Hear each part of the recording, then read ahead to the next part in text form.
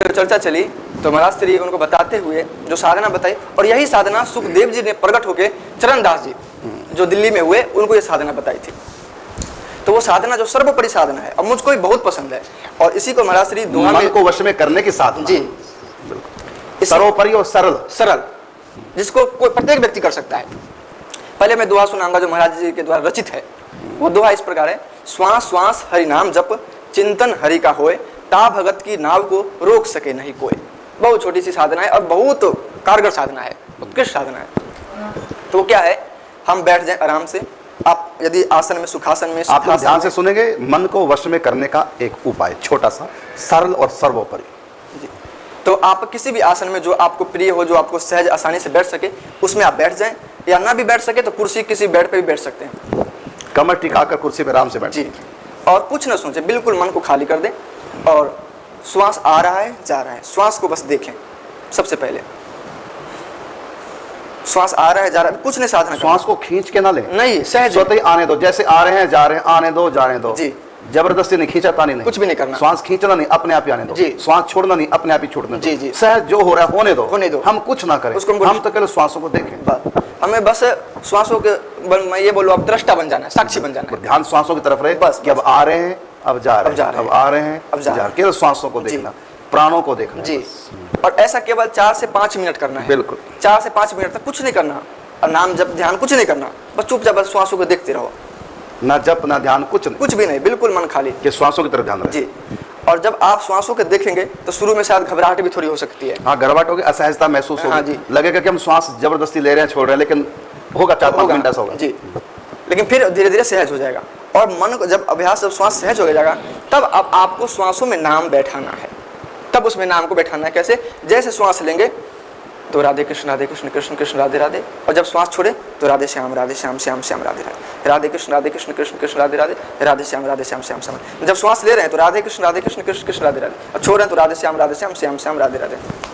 और ये करना नहीं है, ये मानना है जो नाम जब सहज अपने आप चल रहा है। बिल्कुल, श्वासों हम जब नहीं कर रहे हैं, श्वासों की जो आवाज है, जैसे पंखा चलता है उसकी आवाज, हवा चलता है उसकी आवाज, ऐसे श्वासों की भी अपनी आवाज होती है। तो उसमें भावना करनी है, या युगल मंत्र या महामंत्र, जो भी कोई जब आपको प्रिय हो, जो भी इनको प्रिय हो किसी को, तो बस श्वास अपने आप ही आ रहे हैं, अपने आप ही जा रहे हैं, और अपने आप ही श्वासों से नाम उच्चारण हो रहा है जी जी, और मैं उसको सुन रहा हूँ। तो ये अभ्यास करना है कम से कम 1 घंटा, आ रहा है और जा रहा है। और इतनी बड़ी साधना है, इसकी चर्चा तो गीता जी में भी स्वयं ठाकुर जी ने किया है। गीता जी में ठाकुर जी कहते हैं, अपाने जुह्वति प्राणम प्राणे अपानम तथा परे प्राणापान गति रुद्ध्वा, और प्राणापान गति रुद्ध्वा प्राणायाम प्रायण।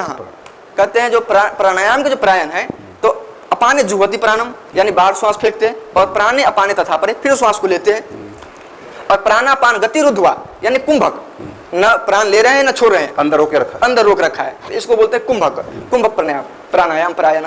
तो ये बहुत उत्कृष्ट साधना है, आप इसको कर सकते हैं, और केवल 1 घंटा करें, और 1 घंटा करेंगे तो मन सहज में नाम में बैठ जाएगा, और ये अनुभव होगा आपको चलते फिरते, क्योंकि आप श्वास तो व्यक्ति का हमेशा चलते रहता है, और श्वास चलते रहता है, और उस पर आप यदि नाम को बैठा लिए तो आपका मन बिल्कुल बस में हो जाएगा। एक प्रश्न है आपसे किया जा रहा है कि श्वासों को देखने से मन बस में हो जाता है जी, श्वासों की तरफ ध्यान रखने से मन बस में हो जाता है, कहीं और ध्यान रखे तो वहीं लगा नहीं रहता, घूमता रहेगा, लेकिन श्वासों की तरफ ध्यान देंगे तो वहीं अटक जाएगा मन। ये कारण क्या है, श्वासों में क्या ये पावर है जो श्वासों को देखते रहे, हम आ रहे हैं जा रहे हैं, तो मन अपने आप ही कंट्रोल हो जाता है, ये क्या विशेषता है श्वासों? जी बहुत अच्छा, आप ही उस दिन ही बताए थे उसी प्रश्न को मैं इससे सुनना चाहता हूँ, आपने कितना कैचअप किया वहाँ? जी, मैं चुप रहा था, उसी को महाराज श्री खींच रहे हैं, निकलवा रहे हैं जबरदस्ती। तो वास्तव में कि प्राणों को देख जो ही मन ध्यान जाएगा प्राणों की तरफ, तो अपने आप ही क्यों मन बस में हो जाता है? क्या है प्राणों में ऐसी चीज? जी, वैसे ही है जैसे अन्न और तन का गहरा संबंध है। यदि इस शरीर को, इस तन को यदि अन्न दिया जाए तो व्यक्ति मर जाएगा, यानी इस शरीर को चलाने वाले अन्न है, अनाद भवन्ति भूतानि। उसी प्रकार ये मन को चलाने वाला ये प्राण है। प्राण और मन का बहुत गहरा संबंध है, यानी यदि व्यक्ति का प्राण रुक गया तो मन भी रुक जाएगा। महाराज श्री बहुत अच्छा एक शब्द दिए, प्राण के रथ पे ही मन कहीं गति करता है, यानी यात्रा करता है, कुछ भी चलता है तो प्राण पे ही चलता है, प्राण की शक्ति से ही। तो प्राण के 2 पहिए हैं जी, एक प्राण और एक अपान। एक खींचना एक छोड़ना, ये 2 पहिए जी, तो ये दोनों बराबर हो जाए जी, सम हो जाए। यदि आगे एक छोटा पहिया के बड़ा पहिया जी, तो आगे नहीं रथ जा सकता, वहीं घूमने लग जाएगा जी, आगे नहीं बढ़ेगा। तो ये मन सवारी प्राणों की करता है जी। तो तो हम जिसको श्वास आप बताएंगे। जी जी हाँ, मैं भी देखना चाहता हूँ आप कितना याद किया आपने, कितना सीखे जी। तो वो जो है हम जब प्राण को, क्योंकि इन दोनों का बहुत गहरा संबंध है, और जब प्राण और अपान को या हम जब नियंत्रण करेंगे तो मन भी उसके वशीभूत हो जाएगा। जैसे अन्न हम सात्विक लेंगे तो हमारा शरीर में भी सात्विकता आएगी, शरीर में भी सात्विकता आएगी, मन पे भी इसका असर पड़ता है। तो उसी प्रकार जैसे कब असर पड़ता है जी, कब असर होगा और मन कब वश में होगा जी, जब प्राण जो है, जब प्राण नियंत्रण होगा, जब प्राण बराबर होगा, ये कहो ना, जी समझाओ ना ढंग जी से। जी जी, जब प्राण और अपान की जो संख्या है, वो जो समय है वो बराबर होगा बिल्कुल। मैंने श्वासों को खींचने में जितना समय लगता है, समय लगा उतना ही समय श्वास को छोड़ने में लगे। जी, जी। और हम जबरदस्ती समान न करें, सहज होने लगे, सहज होने लगे। हम जब प्राण को, क्योंकि इन दोनों का बहुत गहरा संबंध है, और जब प्राण और अपान को या हम जब नियंत्रण करेंगे तो मन भी उसके वशीभूत हो जाएगा। जैसे अन्न हम सात्विक लेंगे तो हमारा शरीर में भी सात्विकता आएगी, शरीर में भी सात्विकता आएगी, मन पे भी इसका असर पड़ता है।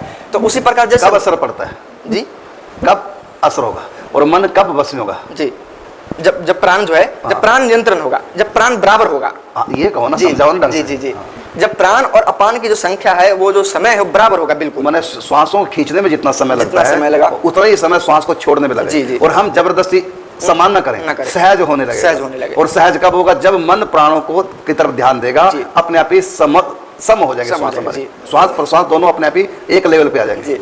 और नहीं तो सहज तो होता है कि हम प्राणों को जब खींचते हैं तो उसमें समय ज्यादा लगता है, प्राणों को जो ही छोड़ते हैं छोड़ने का समय कम होता है। तो असमानता है प्राणों में, इसलिए मन चंचल है। यदि प्राण अपान, प्राण श्वास प्रतिश्वास यदि दोनों एक ही लेवल पे आ जाए, दोनों में सम समय लगे, खींचने में भी छोड़ने में भी, तो मन अपने आप ही कंट्रोल में आ जाएगा। जी। और ये जो बहुत अच्छा एक उदाहरण भी आप दिए थे, जैसे कोई बच्चा खेल रहा है नटखट और उसके माता पिता कहीं वहीं आ गए तो बिल्कुल शांत हो जाता है चुपचाप। भले माता पिता वही है लेकिन बातों में लगे और जगह देख रहे हैं, तो बच्चा नटखटपना करेगा, और जैसे उस पर ध्यान देंगे वो बिल्कुल शांत हो जाएगा। और जो ही माँ ऐसे करेगी तुरंत बच्चा शांत हो जाएगा, माँ ने देख लिया। जी, उसी प्रकार उसको डांटा नहीं, फटकार नहीं, माँ ने देख लिया, केवल देखते उसकी चंचलता समाप्त। जी, इसी प्रकार जो ही प्राणों को देखेगा मन ध्यान रखेगा, तुरंत श्वास प्रतिश्वास बिल्कुल सम गति पे आ जाएगा, सम होने लगेंगे। लेकिन उसको सम गति पे आने में 4-5 मिनट लगेंगे, अवश्य लगेंगे।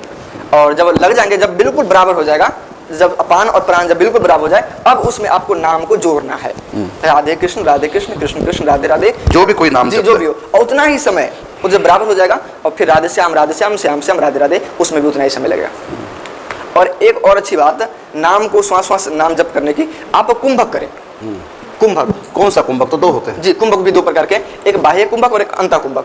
अंतः कुंभक में विशेष शक्ति होती है, धारणा शक्ति बढ़ती है, यानी हम अंदर में श्वास लिए और श्वास भीतर की क्रियाओं पर, चाहे भौतिक फिजिकली क्रिया हो रही है चाहे मानसिक हो रही है, तो भीतर की क्रियाओं पे नियंत्रण हम मन के द्वारा कर सकते हैं। कैसे?